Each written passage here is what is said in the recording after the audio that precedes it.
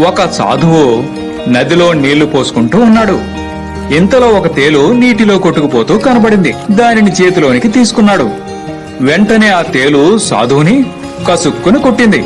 ఆ సాధువు తేలును వదిలేశాడు. ఆ తేలును మరలా చేతిలోనికి తీసుకున్నాడు. అంతే, మరలా ఆ తేలు సాధువును కసుక్కుని కొట్టింది.